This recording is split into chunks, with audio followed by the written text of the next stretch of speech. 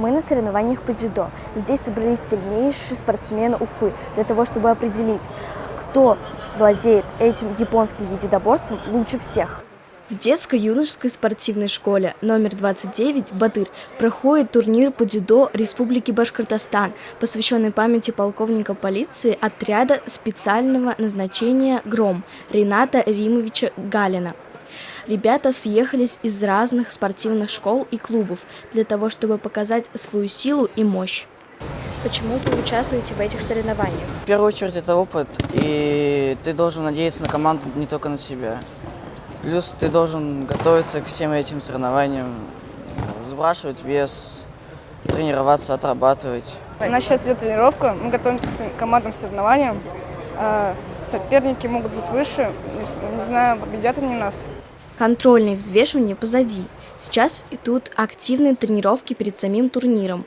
Но это не менее зрелищно, чем сами поединки. Кстати, оценивать спортсменов будут вот такие молодые и активные ребята. Так даже интересней, когда на всех этапах свои люди.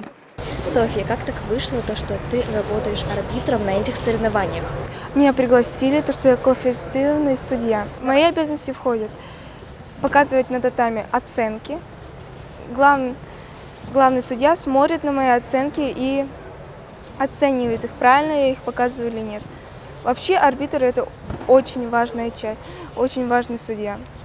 А вы знали, что дзюдо – один из самых безопасных видов единоборств?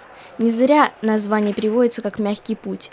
Здесь, в отличие от тэквондо, карате, нет ударов по голове и корпусу, а начать заниматься можно уже в возрасте от 3 лет. Это единственный вид восточных единоборств, входящий в программу Олимпийских игр.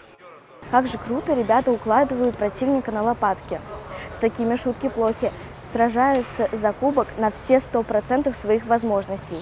Милана Хаматова, Рамазан Мусин. Специально для Горы новостей.